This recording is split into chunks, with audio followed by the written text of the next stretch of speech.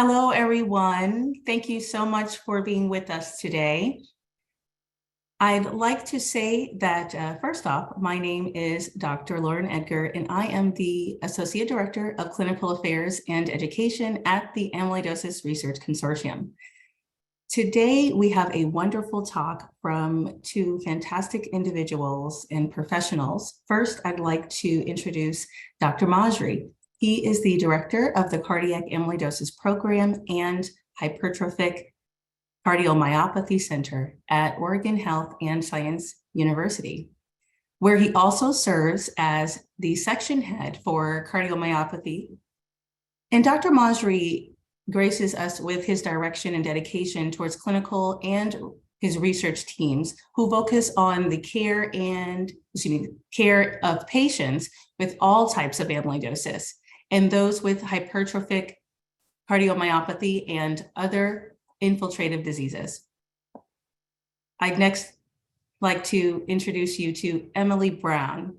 She is a certified genetic counselor in the Amyloidosis Center at Johns Hopkins Hospital.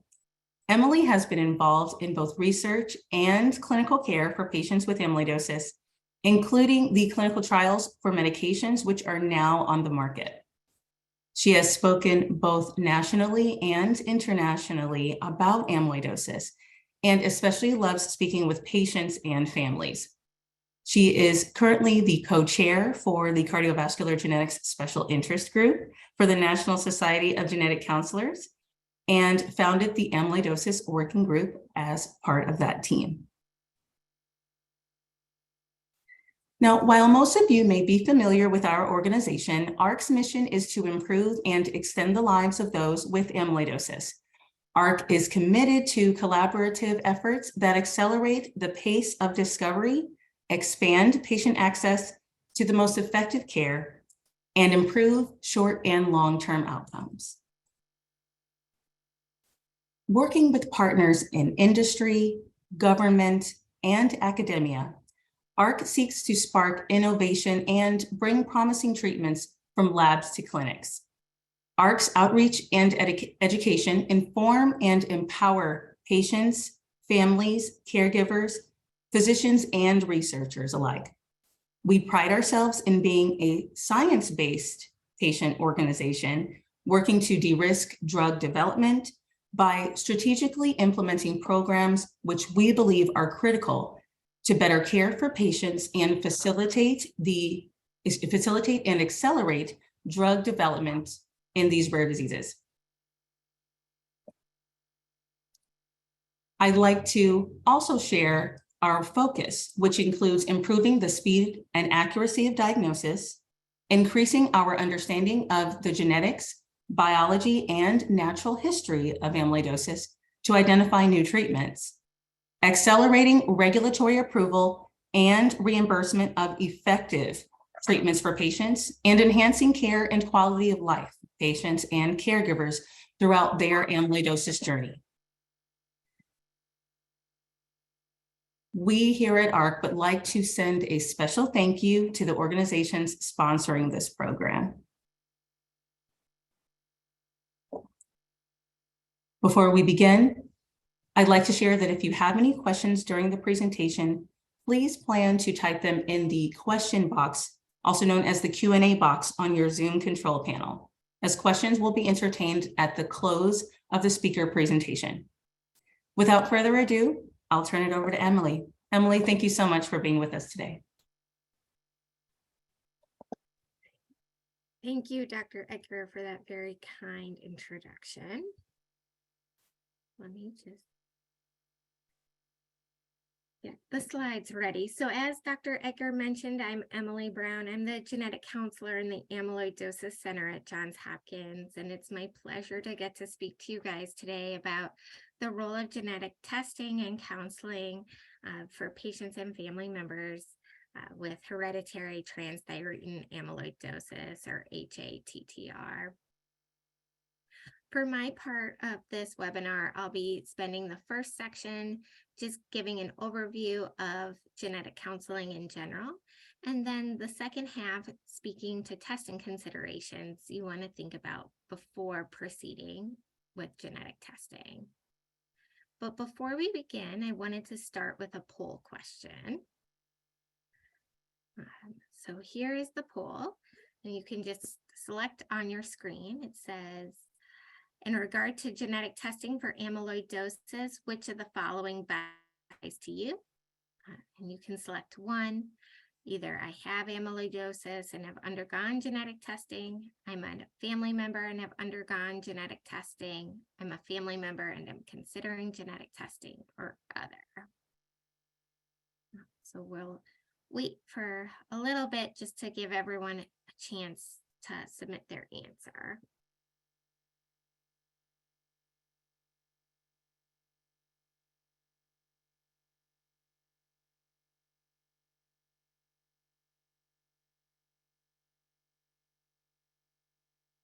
Okay, great. So it looks like there's a good portion of others. So it looks like I missed a category of people on the webinar today. But a lot of people attending have amyloidosis and have undergone genetic testing, but we have some family members joining as well. And so I hope in whatever category you fall into, this next section will be helpful. And even if you've already been through this process, hopefully it will give you some good things to think about when talking about with family members about next steps.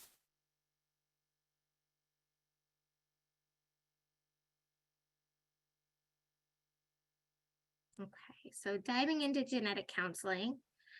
So to understand the role of genetic counseling, we really have to dive back to think about the basics of genetics. And if you think back to maybe your high school biology class, you might remember that genes are the instruction manual for the body. They tell us how tall we are, what color hair we have. They also tell the body how to form and how to work. And so a change or mutation in a gene can lead to different health conditions. We believe there are over 20,000 genes in our body, but we're still learning a lot about this. And we understand maybe what 5,000, more than that, actually do. In regards to genetic conditions, there are thought to be at least 10,000 genetic and rare diseases affecting over 30 million individuals in the US alone. There are a variety of different causes for genetic conditions, but in the case of hereditary amyloidosis, and for most of these genetic conditions in general, it's actually due to a single letter change in the DNA code.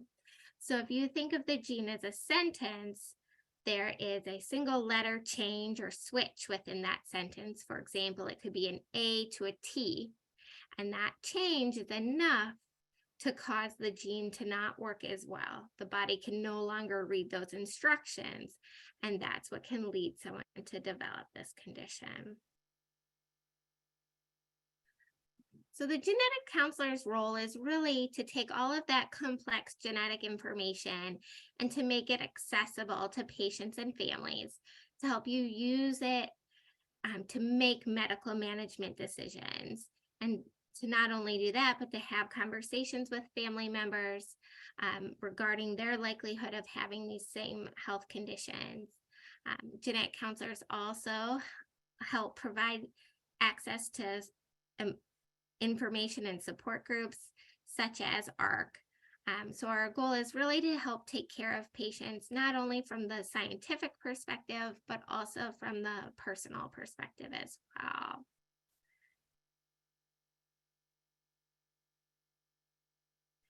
When I tell people I'm a genetic counselor, there's often some misconceptions that come up. Sometimes I hear, oh, you help clone people. And no, that's not what genetic counselors do. That's not our goal in any shape or form. So please don't think if you meet with a genetic counselor that is going to be on the agenda.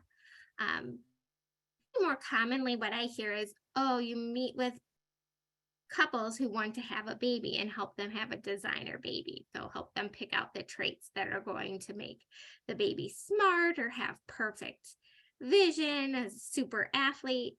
And again, that's not the case. Even genetic counselors that work in the prenatal realm, their goal is not to help people have designer babies, but rather understand the genetics in their family and also potentially the genetics going on for the baby. But genetic counseling is important for a few reasons, but it all comes back to the central idea that in general, genetic testing is much more than a simple blood test or cheek swab. Often when we go to the doctor might prescribe some blood tests like a lipid panel to test your cholesterol or your triglycerides, and it might come back slightly elevated. Based on that, the doctor might prescribe a medication to help treat it. Usually that doesn't affect anyone else in the family, but that's not the case with a genetic test. So if a genetic test comes back positive, that often will have implications for kids, siblings, and parents, and even more distant relatives. It can also have financial implications. And I'm not referring to the cost of the genetic test itself, but rather that in some cases, it can affect your ability to get life insurance or long-term care insurance. And I'll talk more about that in a few slides. And lastly, in some cases, it can also have mental health implications. Again, most lab tests, they don't often have that component. Whether you have strep throat or not doesn't typically lead to depression or anxiety. But for some individuals, finding out you have a risk to develop a genetic condition can increase the likelihood of that or lead to some depression or anxiety. We'll talk a little bit more about that as well throughout the presentation. So that's one of the reasons I think it's really important to meet with a genetic counselor, is to explore all these things. They're not reasons not to do genetic testing. It's just so you're fully informed when you do the test. When should you see a genetic counselor? There's no wrong time to see a genetic counselor, but there are common times that people see us. One would be before doing the genetic testing, again, so you can think about all the different facets of testing and what that might mean. You don't have to know whether or not you want to proceed. I see patients all the time that after the discussion maybe decide they want to wait and not do the testing right away. It can just be exploratory. After doing the test, so to discuss what the results mean for you and for your family members. And again, even in some cases, preconception or before having a baby, people will meet with a prenatal counselor.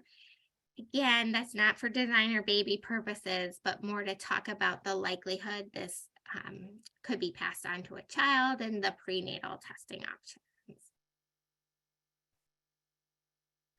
Hopefully, I've convinced you that it's important or worthwhile to see a genetic counselor, but I'm sure there are some people wondering, well, what does this cost? And it's a tricky subject because everyone's insurance is different. But most private insurance companies do cover genetic counseling. Most clinics at this point are billing genetic counseling under a specific code. So if you want to call your insurance to know whether it's a covered benefit, you can ask if they cover the CPT code or the billing code called 96040. I would just clarify with the clinic that you're scheduled with, that's how they're billing, because it can vary, but that's generally how it's being done at this point. And sometimes patients wonder about what about insurance coverage for the genetic test. Again, this is going to be very insurance dependent, but it's something that the genetic counselor can walk you through during the appointment. Some laboratories do provide upfront estimates of the cost, although this is becoming less and less common. Some insurances do require genetic counseling before covering genetic testing. And some, you want to make sure the right genetic test is ordered.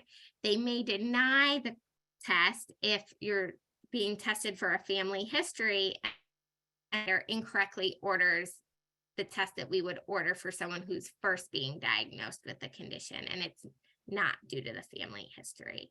So there's some nuances there that the genetic counselor can help with. There also are specific billing codes for the specific genetic test. That's going to often be lab dependent, but the genetic counselor can help provide those, so you could check with your insurance company directly. If finances are a barrier, there are options through 2 pharmaceutical company sponsored programs to have access to free genetic testing and free genetic counseling specifically for amyloidosis. So Alnylam and Pfizer sponsor these 2 programs. As part of that program, they don't get your personal information like your name or date of birth, but they do get anonymous copies of the results and some anonymous health history. And if you're interested in participating in one of those, your provider, like your primary care physician, can even refer you into the program. But unfortunately, you yourself can't self-select at this point. I know that it's not always easy to access genetic counseling. Genetic counselors, we tend to be located at more of the major cities and the major medical institutes. But one of the benefits of the pandemic, I think, is we've seen a big boom in telehealth and access to providers through telemedicine appointments. And so hopefully this has improved access to genetic counselors as well. I know I now see patients in the surrounding states outside of Maryland.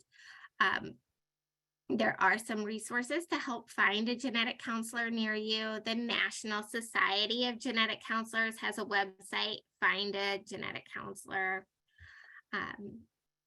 .nsgc.org.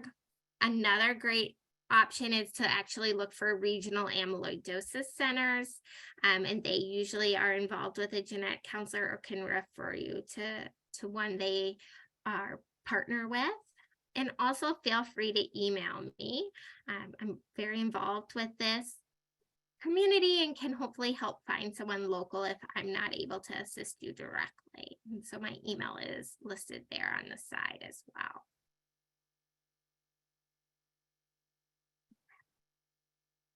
So for the next part, I just want to go over some testing considerations. There's important things to think about in regards to what a positive or a negative result might mean, but even what it means to not do the testing. What do we recommend in that case? So if your results are positive for example, for amyloidosis, that tells us you're at risk to have or to develop amyloidosis. And screening may be recommended. It depends on your age and the specific family history and mutation. It's important to note that you may never develop amyloidosis. And currently there are no FDA-approved preventative medications available, but there are therapies available, of course, if you were to start to develop any signs or symptoms of the condition. For some patients, a positive result may increase anxiety or depression. The research in this shows that often that anxiety or depression spikes right after receiving the results, but then most people kind of go back to that baseline where they were after a few months. And so most people are able to cope and handle this information pretty well, especially now that there's treatments available for amyloidosis, but it's something to be aware of and just take on a case-by-case basis, thinking about yourself and how you might react to that information. And then the big piece too is to think about insurance implications. As I alluded to before, genetic testing can impact your ability to get life insurance or long-term care insurance.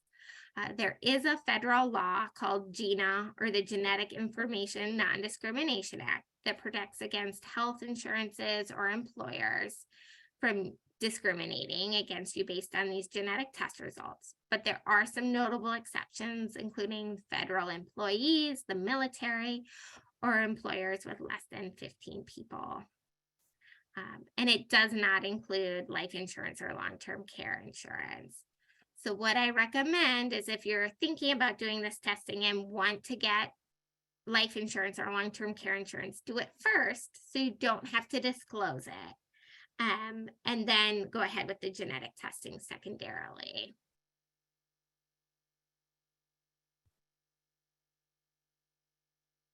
Even with a negative genetic test result, it's important to kind of think through the implications. The good news is it tells us you're not at risk to develop hereditary transthyretin amyloidosis and wouldn't need screening for the condition. But the caveat with that is some people will develop survivor's guilt. And what that means is they'll feel bad that they didn't inherit or carry the mutation in the family, whereas maybe a sibling or a parent did. And why were they lucky to escape the condition?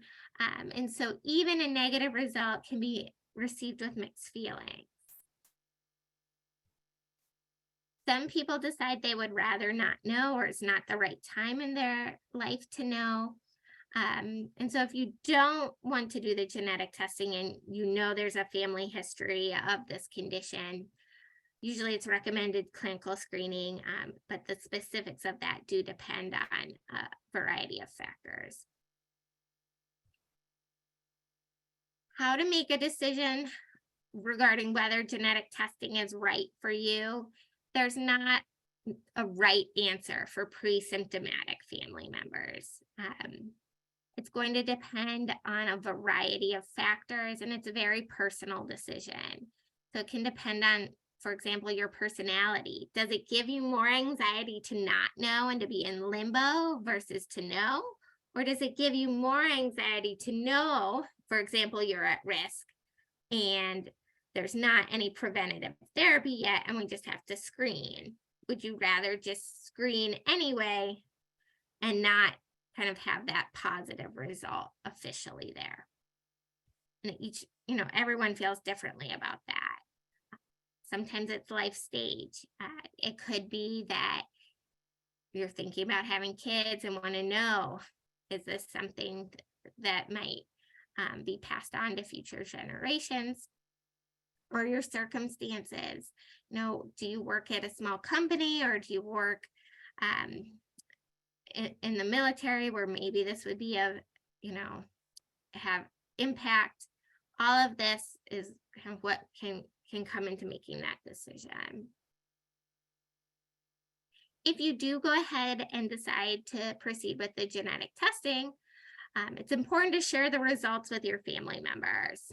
And so I'm sure Dr. Masri is going to go over this in his talk, but in general, amyloidosis is going to be dominant. And so your first degree relatives, your parents, siblings, and children all have a 50% chance to carry that same mutation and develop or be at an increased risk to develop amyloidosis. So that's why it's really important to share this information. When thinking about how to do it, I recommend thinking through, how does your family communicate other important information? Is there a point person in the family? Sometimes there's one person who really is the talker and disseminate all the family news, and you can use that person. Is it better at a family gathering? Or if you don't have much contact, say relationships are strained, you can email or a letter. Any communication is better than no communication. I think ideally it's something we talk about, but I would encourage you to try to reach out regardless. And you'll be receiving a copy of this letter that we developed with the amyloidosis support groups to help families share this information. So it's a templated letter you'll be able to fill in with your personal information if you want to use that to help share this. So just to wrap up, genetic counselors are helpful in helping patients and families understand the medical, family, and financial implications of a genetic test result. But overall, we want to make sure you're making the decision that's right for you. And please think about how you want to share that information and how even genetic counselors could help you share that information. We want the family to be aware of this to be able to use it for their own knowledge as well. So with that, I'm going to pass it over to Dr. Masri.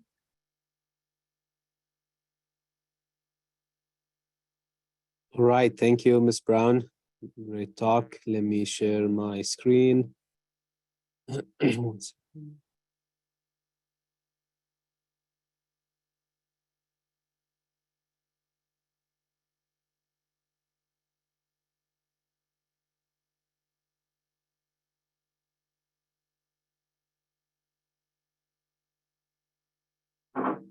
All right, well, thank you for the Amyloidosis Research Consortium and for inviting me to speak to you today.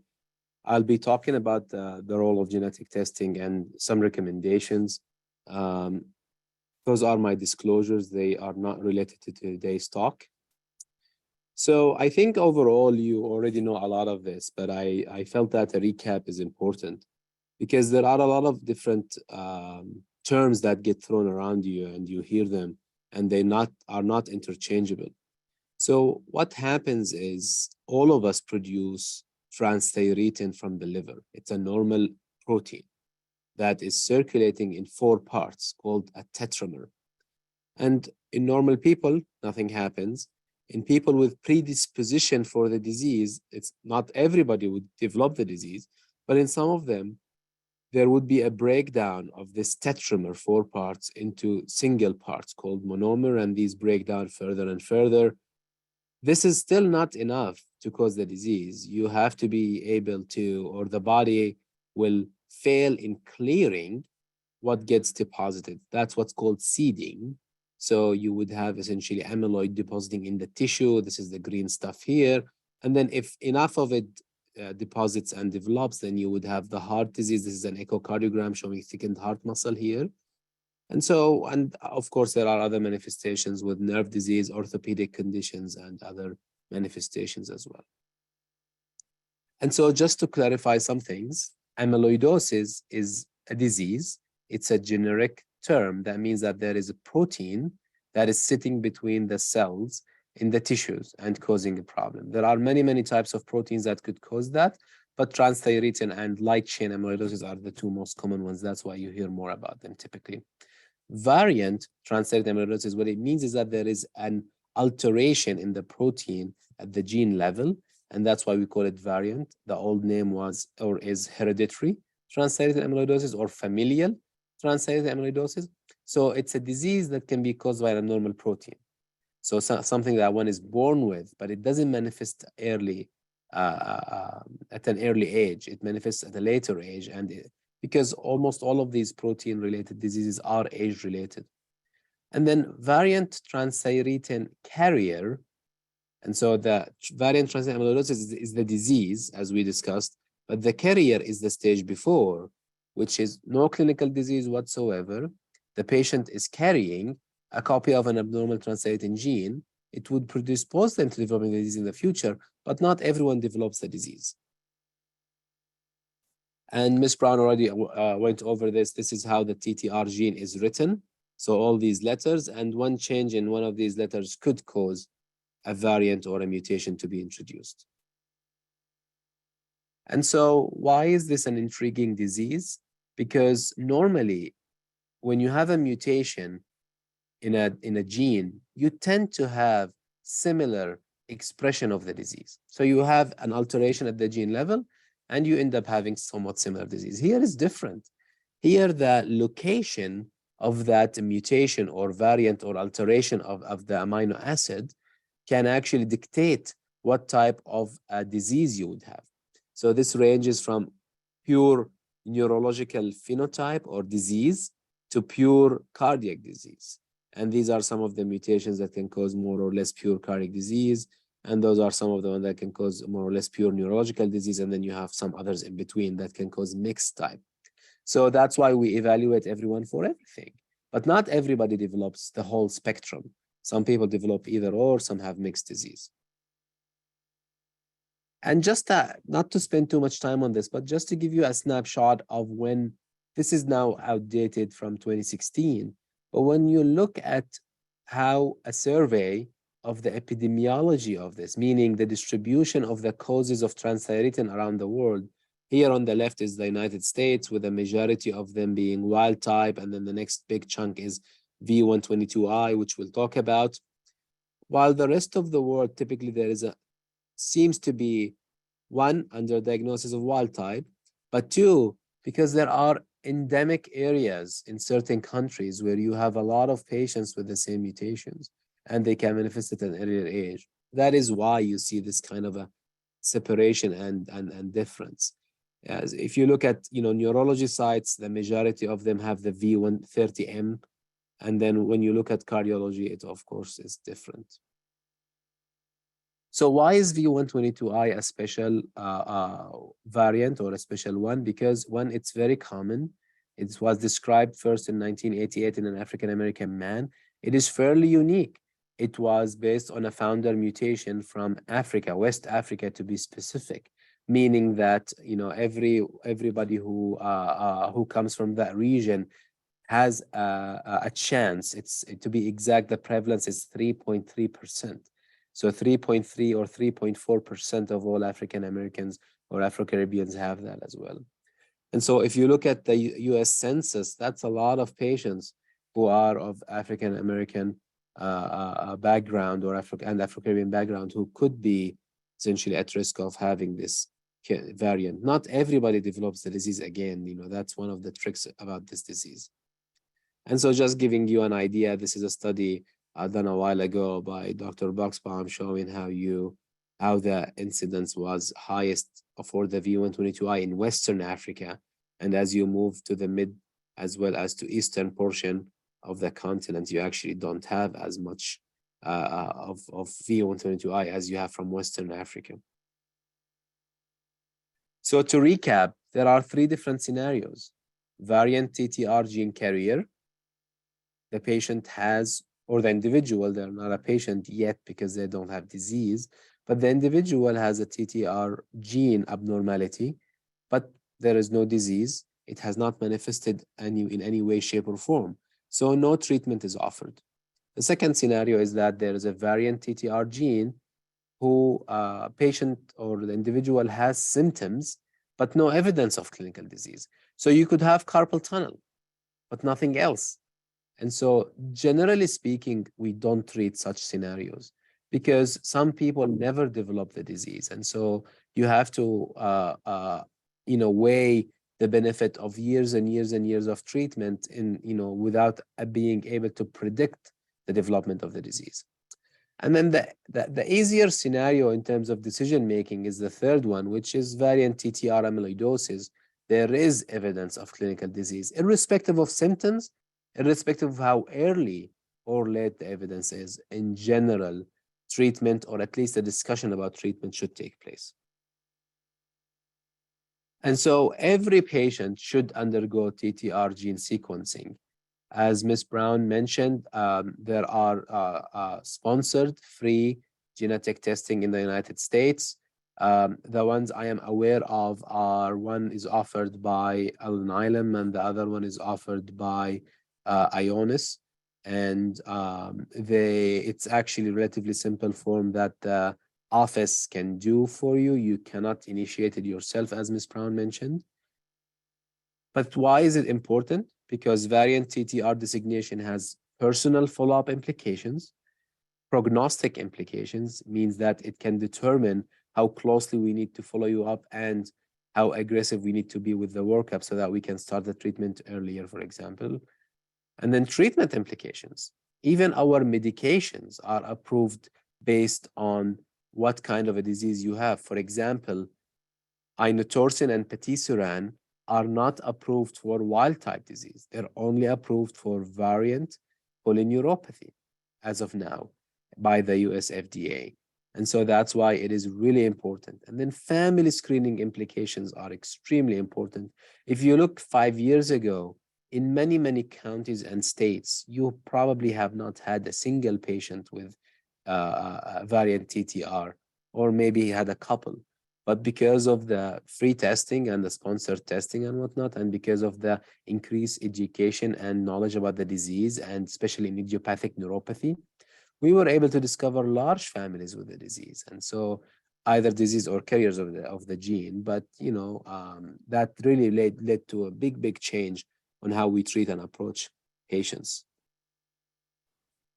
And so the next question becomes, okay, I have either a family history of this, or I have a personal history of carrying a copy of or carrying the variant TTR gene.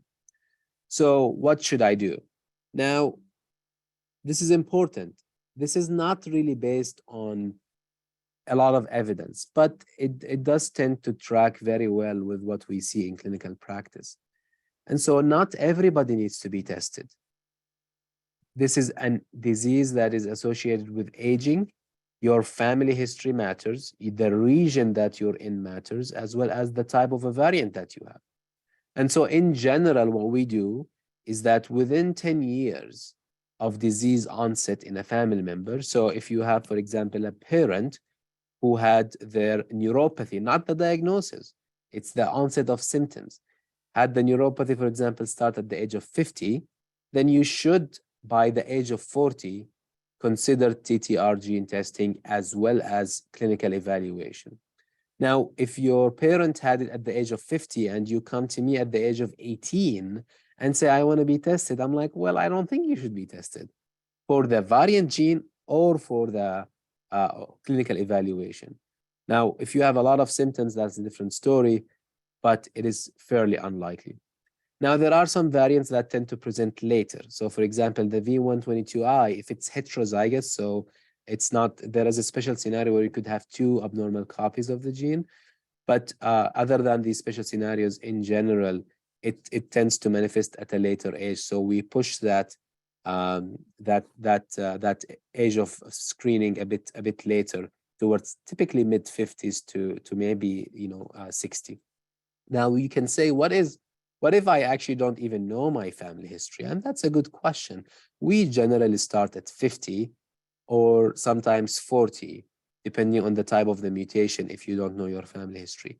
Now, this is because in the United States, we don't have endemic areas. In general, we have sporadic disease, and we don't have very hot spots. If you go, for example, to Portugal or some other areas around the world, they have aggressive disease that can start as early as 30 years of age and 35 years of age. That's not the typical. So your community, the family, the environment, the country, the mutation type, all of that dictates it. So there's not one size fits all, but you get an idea here. And the other thing is we watch for orthopedic surgeries. We always ask, okay, so you're getting surgery anyway, why not get a sample for us from that carpal tunnel or from that shoulder or from that back or from that tendon, for example. Let's say that you hit the criteria for being evaluated for being a gene carrier, then we do that. And if you are within the age range that we would expect the disease to happen, even if asymptomatic, we still do clinical evaluation. That means once every 1.5 to 3 years, you need clinical evaluation, either primary care neurologist or cardiologist, depending again on the mutation and the circumstances. We always say, probably recommend Transthyretin gene sequencing if you haven't done it before. By that time, you should have gotten all of the coverage that you need for different insurance providers and whatnot. And neurological testing is important, even though if you feel fine, if your mutation is strongly known to cause nerve disease, or if you have family history of that, then that's we do. Imaging, I put some examples here. This is an echocardiogram. We're not going to go over the details of them just because of time, but this is an echocardiogram. This is the nuclear scan, to be specific, PYP scan, where you see that the bone lights up in a normal patient while the heart lights up in a transthyretin patient. MRI can show us also a lot of clues. And then for neurological testing, mainly it is physical exam and nerve conduction studies. And then this is called strain pattern, which is an add-on on echocardiography that tells us a lot about your heart and how it functions. And then blood work can be helpful.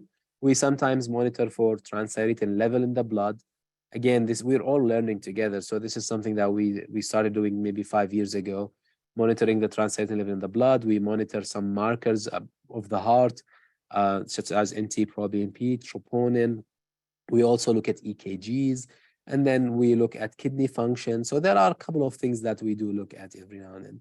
And then, we sometimes actually go for an organ biopsy. If you come to the office and you say, I have symptoms, I'm 100% sure that I feel different from what I felt before, and you're within a reasonable age range, even if the imaging testing is not highly suggestive, we do sometimes do biopsies. Because if you have a transthyretin gene, abnormal gene, and you have deposits on the biopsy, that tells us that you're heading in that direction in the next couple of years. So we almost always opt out on treating you early.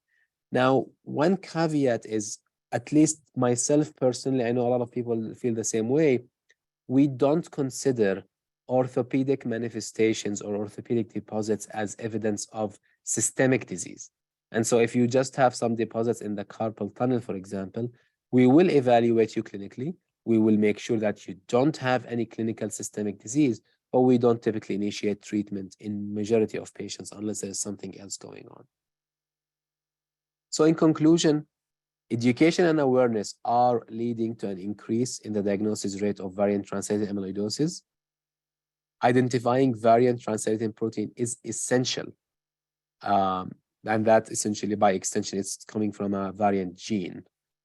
It's essential because it has implications on diagnosing you, the family, as well as on treatment and prognosis and the manifestations themselves. Free sponsor testing is available in the United States, and that made our lives much, much easier. Surveillance is recommended for carriers of the gene variant without disease. Don't start too early, but don't start too late. I know you might say that this doesn't make any sense. I agree with you. It is kind of a case by case and a family by family basis. And that's why this really requires a partnership between you and your physician and the care team at the amyloid center or clinic close to you. I'll stop here and I look forward to our discussion together.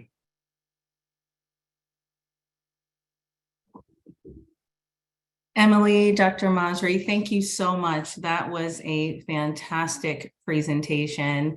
I think you touched on a lot of points that will help to spearhead some guidance for those who have questions. So thank you to everyone who has placed your questions in the Q&A box. We will begin the Q&A session at this time. This first question is from Philip. Philip shares that he was diagnosed with HATTR approximately 30 months ago. And his main problem, essentially, you mentioned cardiac symptoms, his main problem comes as experiencing orthostatic hypotension. He is receiving treatment to include norepinephrine. What he's looking to find out is what other treatments can he anticipate? So I think I can take that. It sounds like the primary problem is orthostatic hypotension, and it can be really a major limiter in terms of the quality of life and what you're able to do. We almost always, first of all, there are two things always in any amyloid disease, not just transthyretin. You treat the underlying condition and you treat the symptoms, because when you treat the underlying condition, you're only stopping the disease from progressing. You might help the body regress, but we don't yet have treatments to proactively regress the disease. And so the second part of it is working with physicians and a multidisciplinary team closely to treat symptoms. And so for orthostatic hypotension, compression stockings can be very helpful, especially if worn frequently. And there are a couple of medications. It all depends on the situation. We have about 3 different types of medications that we can use in order to raise the blood pressure. However, every situation is different. And so this is not a one size fits all. We do work closely with the neurologist as well as with the cardiologist sometimes if you have heart disease, because some of these medications can cause some problems. And so again, not a simple answer, but start with compression stockings and then talk to your physician, because there are treatment options for orthostatic hypotension. Dr. Masri, thank you so much for that answer. I love how you called out a partnership with your provider, and I loved how you brought up that because this is a multi-organ system disease, it does require partnership with multiple specialists. This next question leans a little bit more towards genetics. Maureen asks, do you consider being a genetic carrier as having amyloidosis, even if you have no symptoms? I know you talked about this in your presentations. Would you mind expanding for Maureen? Sure, I can start and just say that no. So just having the genetic mutation alone would not be a diagnosis of amyloidosis. It just tells us you're at risk to develop the condition, but you may never actually develop it. Thank you so much, Emily. That is actually really good intro into this next question, where someone has shared that they have been considered as being a symptomatic carrier for hATTR amyloidosis. They indeed have had a PYP scan done, where the results have come back as a grade 0 out of 1. So knowing essentially how this is interpreted to this individual is that they are found to be negative. Should they be anticipating perhaps next steps in terms of biopsy and so forth? They have indeed gone through this pathway of determining risk while being symptomatic. That's a good question. You'll have to ask what the symptoms are. Do they make sense to be part of an transthyretin amyloidosis disease or not? Now, if you are within the right age to develop the disease, and if you're having cardiac symptoms, we don't stop the workup at PYP. So PYP is only helpful when it is either pristine, absolutely negative, or when it's absolutely positive. All the in-betweens are not very helpful. And all the in-betweens require a lot more workup, either with secondary imaging tests, such as cardiac MRI, when someone has access to really robust MRI program, or a biopsy as well. And the biopsy can be either from other organs or from the heart.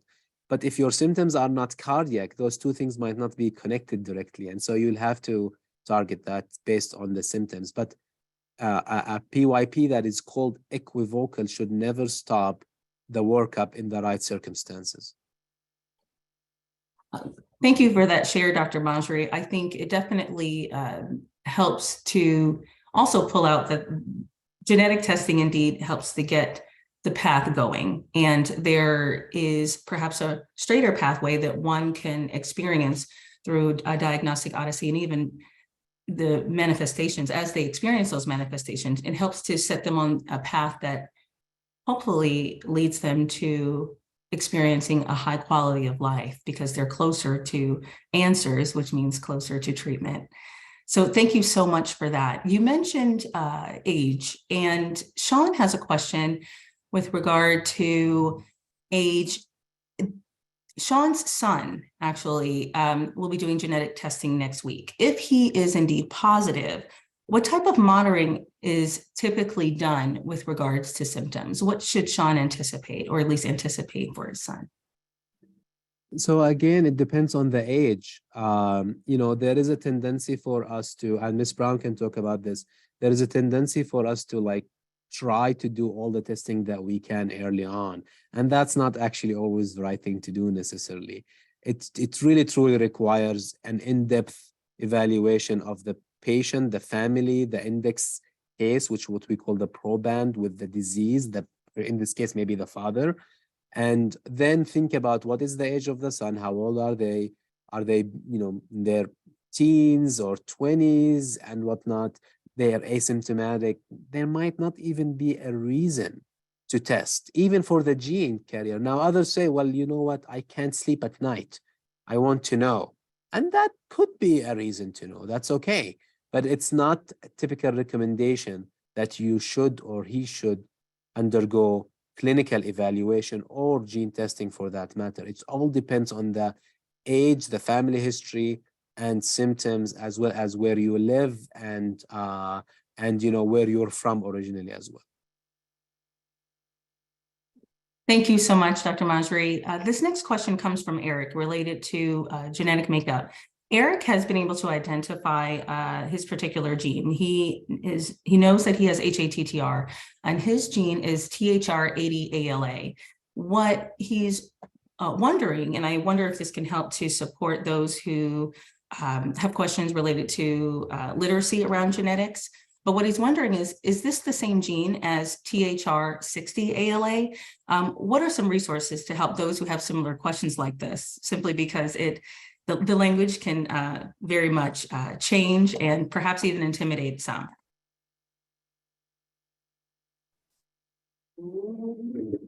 I'll just start by just saying that, yes, so it is the same. It's tricky. It tricks up even providers, so don't feel bad. There's kind of what we call the historical naming or nomenclature and the current nomenclature. And so historically, it would have been called the THR or threonine 60 ALA. And now it goes by the threonine 80 ALA. It's because they're not counting a small portion of that gene at the beginning anymore. And so the easiest way to do it is just to minus 20 off of that number in the middle. So for example, Dr. Masri talked a lot about the V122I. It's also V142I is what you would see now on a lot of lab reports. And so if you minus back 20, you'll get to that historical. Emily, thank you so much. This next question is definitely something you can help support as well. Melba is looking to gain some information about family planning per se. So she herself are awaiting her genetic results since her father and cousin were both diagnosed with amyloidosis. And she currently has some symptoms that perhaps could suggest cardiovascular involvement, specifically atherosclerosis. What would you recommend to those who are looking to participate in family planning related to genetic testing when they perhaps have symptoms and so forth? And perhaps even what could they communicate to those who may not have symptoms, but clearly the evidence is there that there is risk? So if you're thinking about having kids and you're feeling like you have cardiac symptoms, I would recommend seeing a cardiologist. Pregnancy is going to put a lot of pressure and stress on the heart. And I'm sure Dr. Masri can speak to that as well. Certainly. I mean, you know, again, thankfully, it's fairly uncommon to be within that age range. And so one is clinical evaluation is really important. The second thing is, you know, it's becoming more available that you can consider also preconception genetic counseling and, you know, consider even embryo selection. It just depends on, you know, the resources and, you know, how much you would want to go down that, you know, these different paths, you know, when it comes to this, but you know, the reality is in a, you know, with TTR, it's fairly different. You know, with you hear about a lot of different, you know, genetic diseases, you know, and the chances are 50-50 as you know, Miss Brown has mentioned, but it's not straightforward. Most of the time people discover this after the fact and not, you know, at an earlier stage where they could make these decisions. Thank you so much. We are getting a lot of wonderful questions with regard to age. I am seeing here in the questions that individuals are asking about their 15-year-old, 21-year-old. Share some resources that I think would, if you can, Emily, do share some resources as it relates to when we think about leveraging the multidisciplinary team. And we leverage also resources around genetic testing. What would be your recommendation in terms of putting individuals who are perhaps as young as 16 or having a parent with a known risk or to be a known carrier? What would be, in your eyes, an ideal pathway for those who start to look for being a carrier that young in age? So we don't recommend genetic testing for this condition for kids under the age of 18. the American College of Medical Genetics has come out and said, any adult onset condition, don't recommend genetic testing for Mhm. kids. And the reason behind that is because we want the kids to be old enough to make that decision for themselves. So to give them the autonomy. Now, if you know there's a family history and you're worried your child's having symptoms, I'm not concerned they're having amyloidosis. There aren't any cases known of pediatric amyloidosis for TTR, but I would want them to see, you know, a geneticist or a neurologist, cardiologist, whatever the symptoms correlate with, because I'd be worried they're having something else. There's something else going on. Thank you for that, Emily. And I'd like to close with this last question. Tanya shares that her mother unfortunately passed from amyloidosis about 18 years ago. And she herself is experiencing some of the symptoms that she saw her mother experience. She is 59 years of age now. What would be your recommendation? And I'll look to make sure that Emily, you have time to answer, as well as Dr. Masri. Where would you recommend she begin? Yeah, so I'm guessing her mom probably didn't do genetic testing back 20 years ago. It's probably pretty unlikely. So my recommendation would be starting with a center that specializes in amyloidosis and coming in for an evaluation. And I'll pass it over to Dr. Masri to maybe talk about the specifics of what he would recommend in that case. Yeah, great question. You would want to find out the type of amyloidosis that she had. Sure. Even if she didn't get genetic testing, she could have had light chain, which is totally separate. She could have had other ones.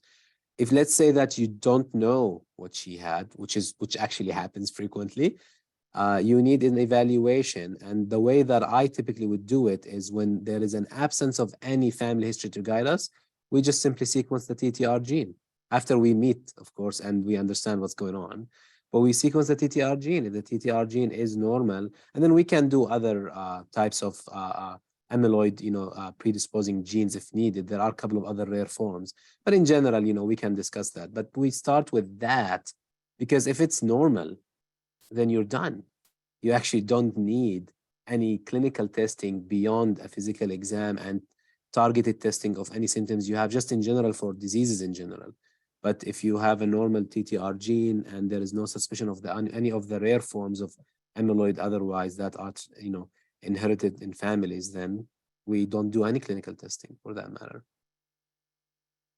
Emily, Dr. Masri, thank you so much for your time today. This has been a fantastic experience. I definitely can say that I have taken a lot from this presentation. I hope that those participating today has as well.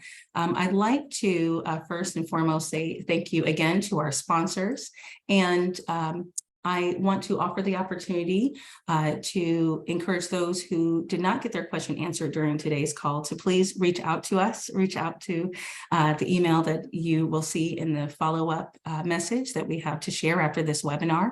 I'd like to also share that we have an ATTR patient and caregiver experience survey that we highly encourage that you participate in and sharing your story. Again, Emily, Dr. Masri, thank you so much for your time. This has been a power hour, is what I like to call it. Genetic testing can definitely be scary to some, but this webinar has definitely been empowering. I want to say again, thank you to everyone participating and have a wonderful afternoon. Thank you. Thank you.